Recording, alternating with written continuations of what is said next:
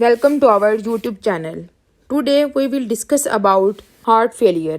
आज हम heart failure के रिलेटेड पढ़ेंगे. हार्ट फेलियर होता क्या, इसकी कितने टाइप्स होती हैं. ठीक है, अब बताएंगे हार्ट फेलियर क्या होता है. Heart failure means that the heart is unable to pump blood around the body properly. इसका मतलब ये है हार्ट बॉडी के ब्लड को सही तरीके से पंप नहीं कर पाता.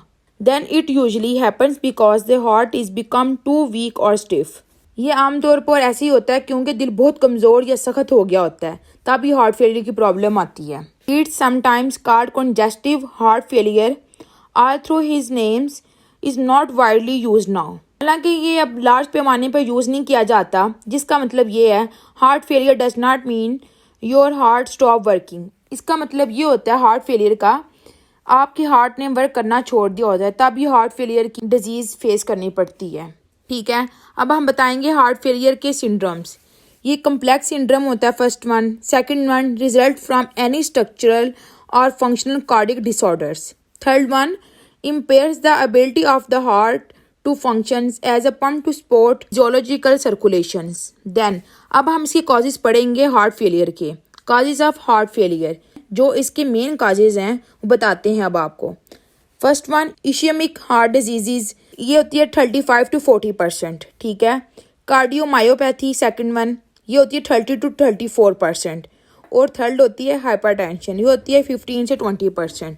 जो अदर काजेज होती हैं उसमें आता है valvular heart disease, congenital heart disease, alcohol and drugs, heart failure, tricuspid incompetence, pericardial disease and last one infections. Causes मैंने बता दी आपको. Then I will talk about pathophysiology changes in heart failure. इसके अंदर आता है neuro hormonal and sympathetic system activations, salt and water retention. Second one peripheral vasoconstrictions. Third one increase contractility, and fourth one direct cardiotoxicity.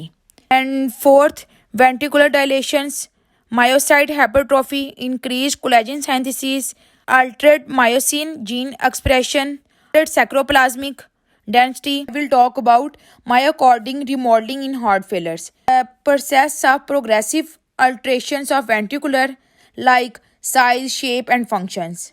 Features include first one hypertrophy, second loss of myocytes and last one interstitial fibrosis. Then continuum for months after initial insult, change in the shape of ventricular leads to significant impairment of the functions. Then treatment is aiming to prevent ventricular remodeling. Then I will talk about clinical syndromes of heart failure.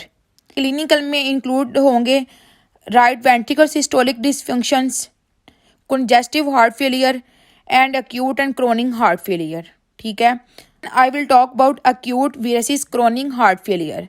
अब बताते हैं difference acute heart failure में और chronic heart failure में.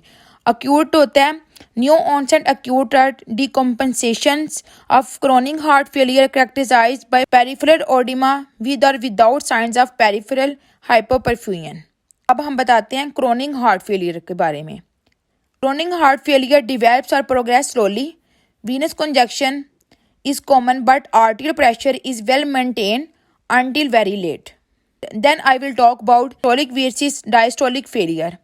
Systolic failure क्या होता है, इसमें डिफरेंट बताते हैं सिस्टोलिक में एंड डायस्टोलिक में. सिस्टोलिक हमेशा सिंगल के बारे में बात की जाएगी हार्ट की, और डायस्टोलिक में हमेशा डबल हार्ट फेलियर की बात की जाएगी. सिस्टोलिक फेलियर में होता है inability of the ventricular to contract normally resulting post cardiac output. Ejection fraction 40% like. Systolic heart failure में इंक्लूड कॉजेज जो होती हैं ischemic heart disease like echocardial infections, cardiomyopathy. अब हम बताते हैं डायस्टोलिक फेलियर क्या होता है. Diastolic failure inability of the ventricular to relax and fill normally. Relax हो जाते हैं और नॉर्मल फील कर रहे होते हैं. कॉजिक increased filling pressure.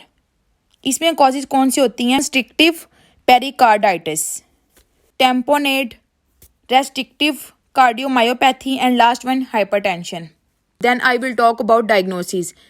First one history, second clinical findings, third objective evidence of cardiac dysfunctions and last one establishing underlying causes of heart failure. European Society of Cardiology guidelines for diagnosis of heart failure. Diagnosis of heart failures require three conditions to be satisfied. First one, symptoms typically of heart failure. Second, signs typically of heart failure. And third, reduced left ventricular ejection fractions.